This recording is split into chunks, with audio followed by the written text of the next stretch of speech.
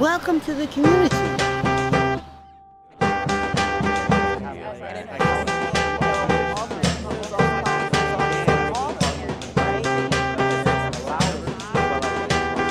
So my name is Sokeo. I'm the director of Moore Hall, Center at Moore Hall there at Providence College. Also the director supervisor for this space here called the PC Smith Hill Annex, which is the only location that PC occupies in the community. Also a professor, a faculty member of the Urban Education Program, Masters of Education that I graduated from, and also a professor at College Unbound.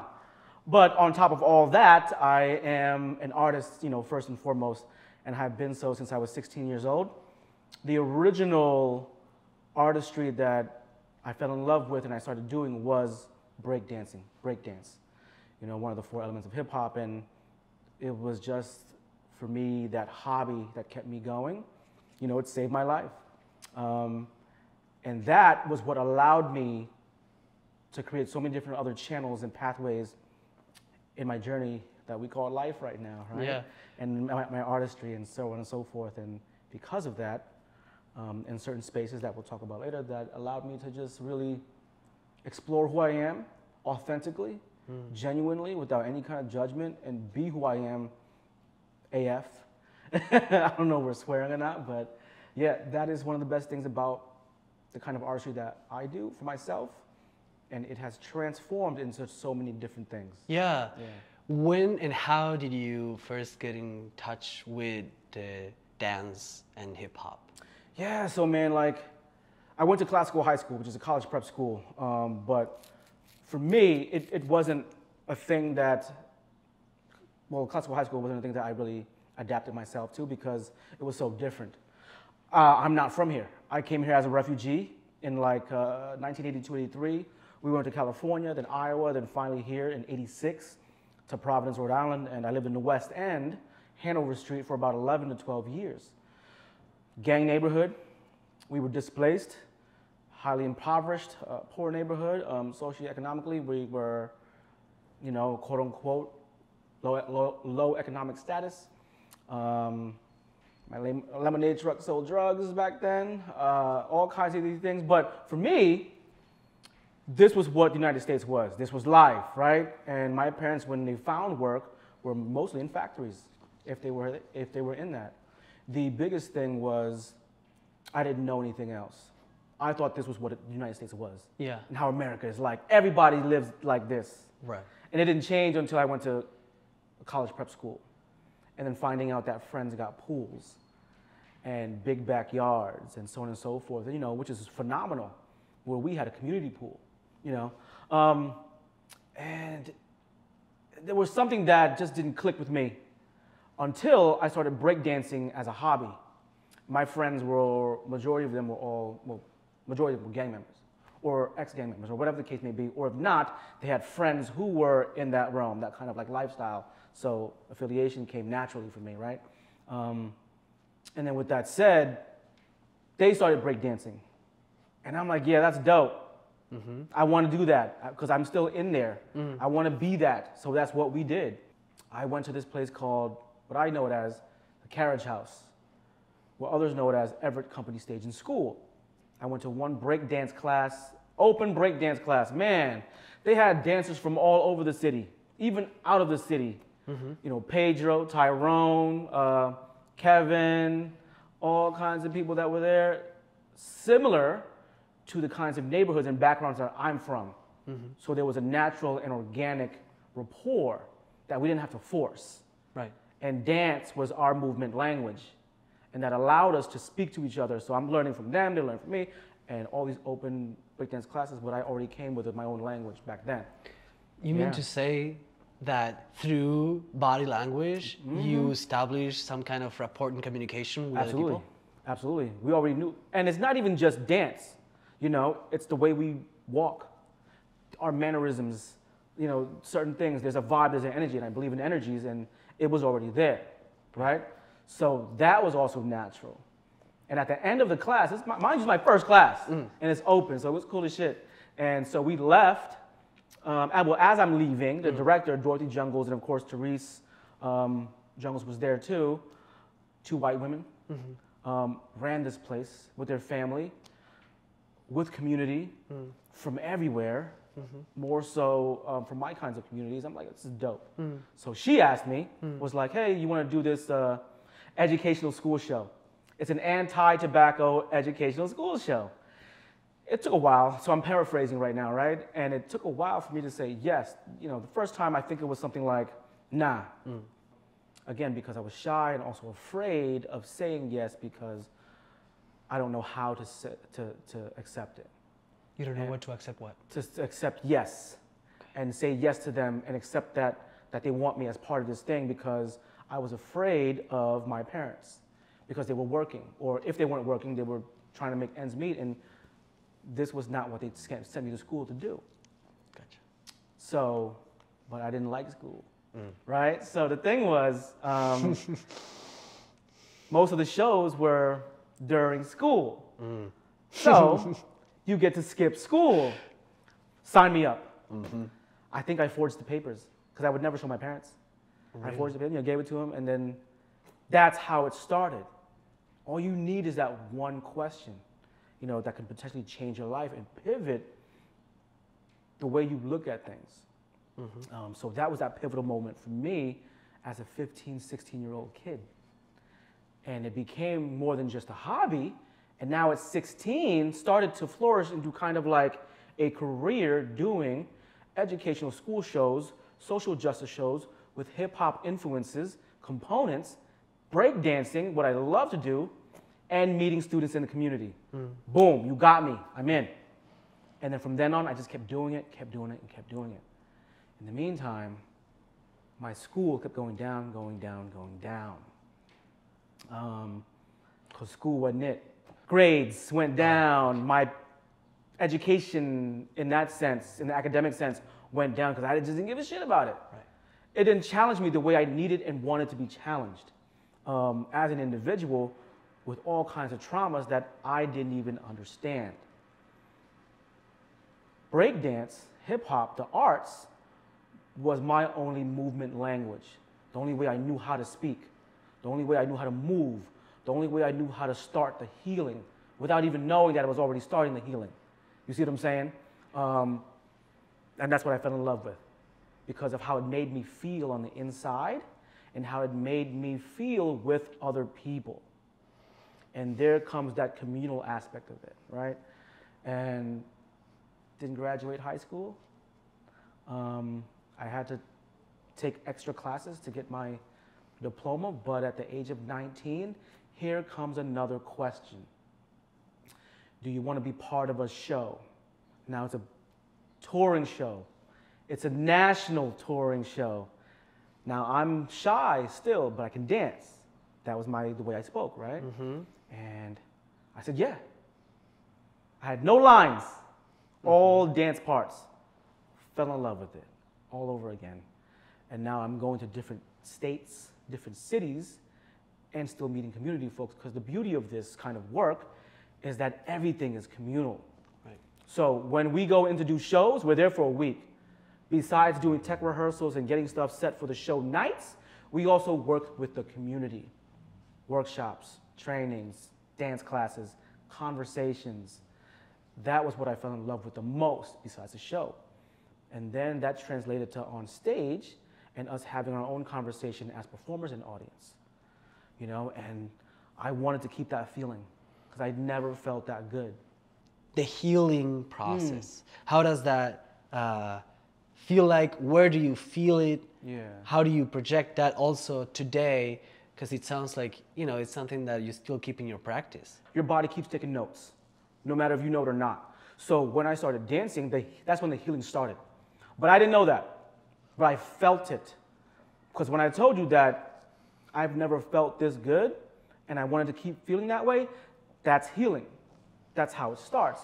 And it started for me with the body and this visceral kind of like feeling that came from community, that came from hip hop, right. That came from the arts, came from dance.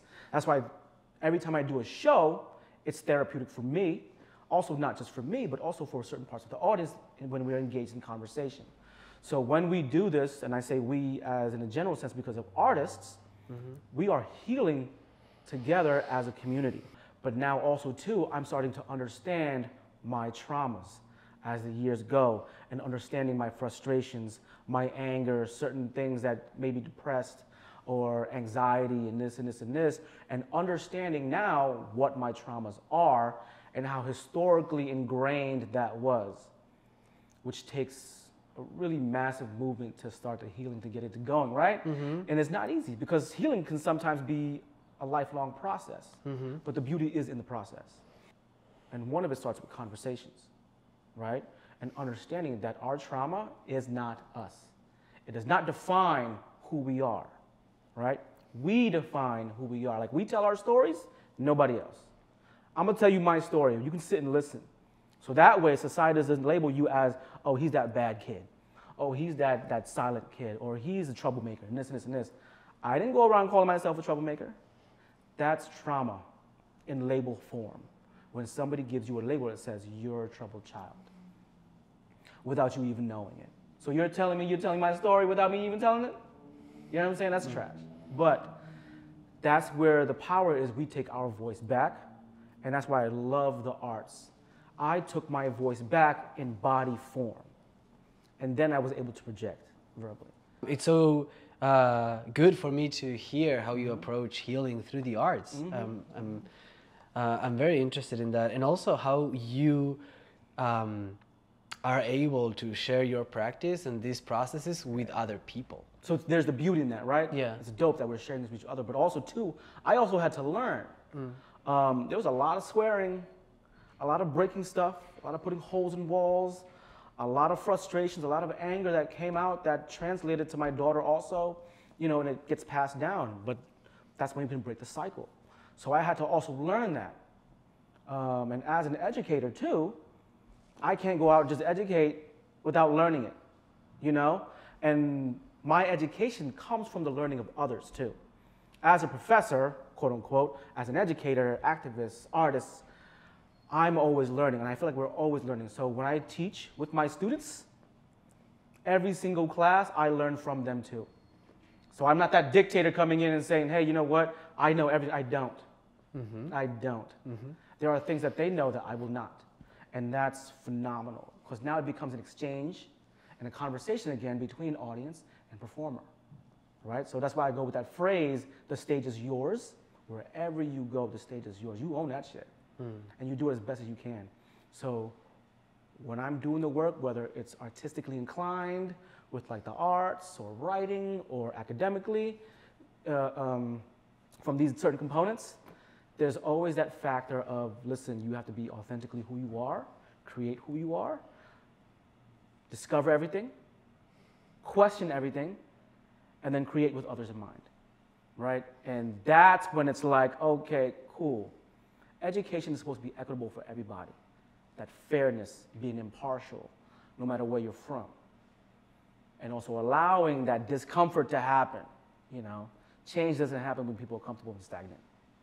So I had to be uncomfortable many a times. Yeah. Especially in like arts places that I'm not used to.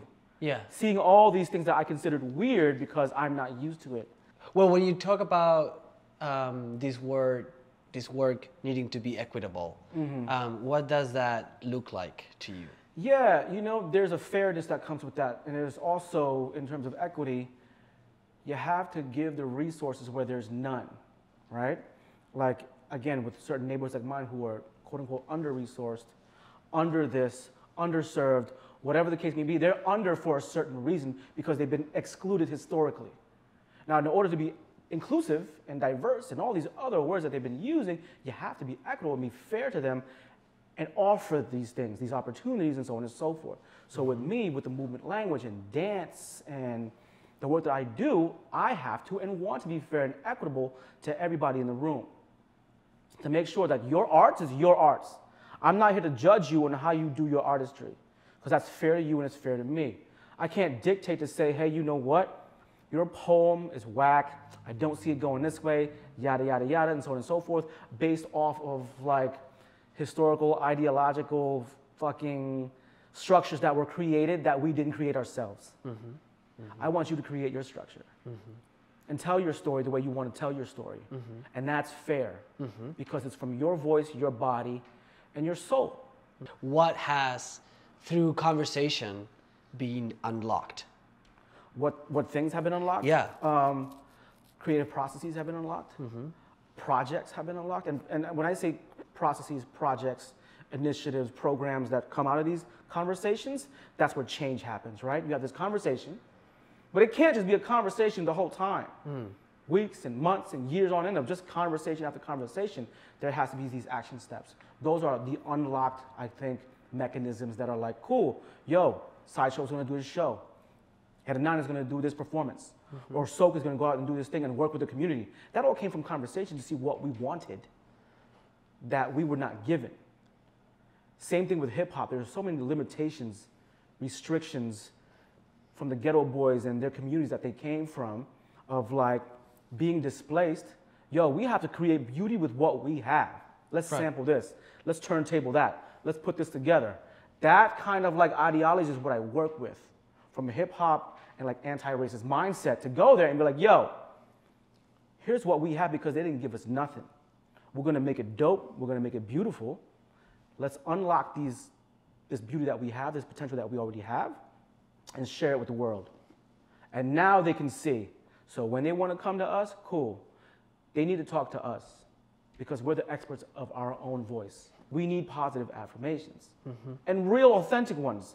Not just to be like, man, that was a good job. No, that was great. Dope 6-step. This and this and this. Right? And that all came through conversation.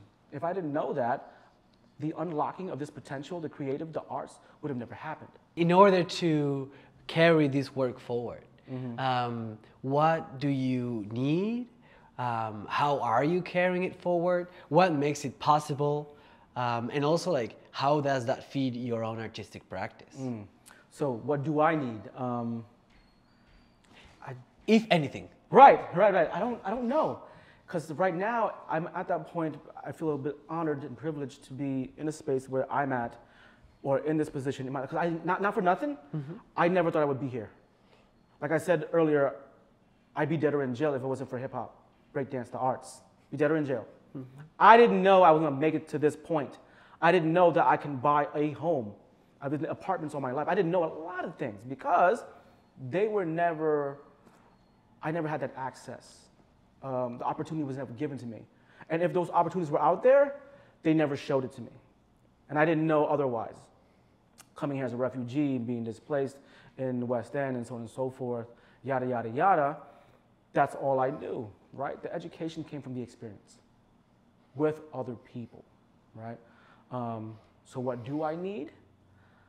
I need other people to understand that the beauty in our cultures, our neighborhoods, our communities are sacred, and to not exploit, to not take advantage of, to not talk for, to not tell us what we need, but to listen to us.